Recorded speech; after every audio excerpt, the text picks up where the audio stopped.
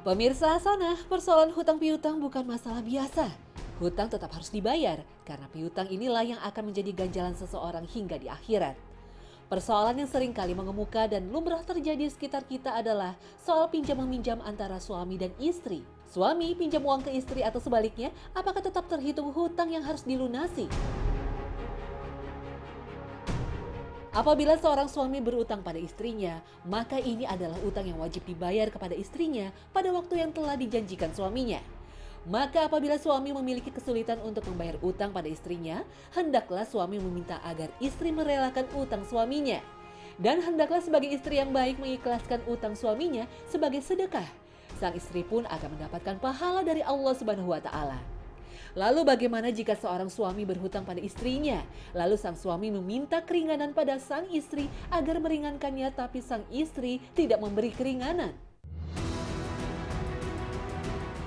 Jika sang istri tidak mau meringankan beban hutang suaminya, maka hal itu masih terbilang hutang.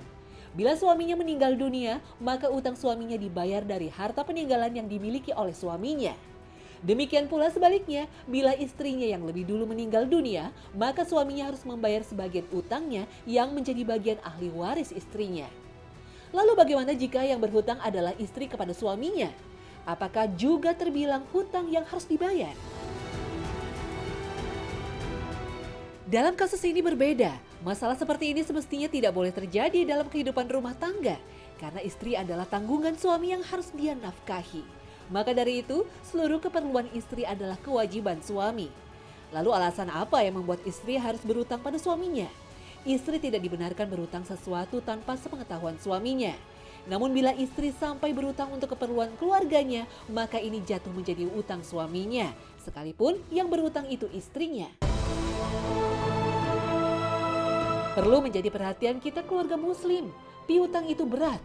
Tapi dari sisi yang memberi hutang itu sebenarnya menjadi bekal yang sangat istimewa di akhirat. Karena termasuk meringankan beban sesama. Sebuah perbuatan yang dipuji Nabi SAW dalam sabdanya. Barang siapa melapangkan seseorang mukmin dari salah satu kesempitan dunia, maka Allah Subhanahu wa Ta'ala akan melapangkan untuknya satu kesempitan dari sekian banyak kesempitan akhirat. Bahkan bisa jadi memberikan pinjaman lebih baik dan lebih utama daripada sedekah. Karena orang meminjam bisa dipastikan sedang membutuhkan. Sedangkan bersedekah belum tentu yang menerimanya sedang membutuhkan. Ibnu Majah meriwayatkan dari Nabi SAW bahwa beliau bertanya kepada malaikat Jibril, kenapa memberi utangan lebih utama daripada memberi sedekah? Malaikat Jibril menjawab, karena peminta ketika dia meminta dia masih punya. Sedangkan orang yang berhutang tidak akan berhutang kecuali karena membutuhkan. Namun bagi orang yang berhutang hendaknya selalu diingat bahwa tanggungan utang tidak akan pernah gugur sebelum dilunasi. Bahkan hingga hari akhirat pun tanggungan itu masih akan ditagih. Orang yang mati dalam keadaan masih membawa utang dan belum juga dilunasi, maka untuk membayarnya akan diambil dari pahala kebaikannya. Itulah yang terjadi ketika hari kiamat karena di akhirat tidak ada lagi dinar, dirham, rupiah, dolar ataupun euro untuk melunasi utangnya.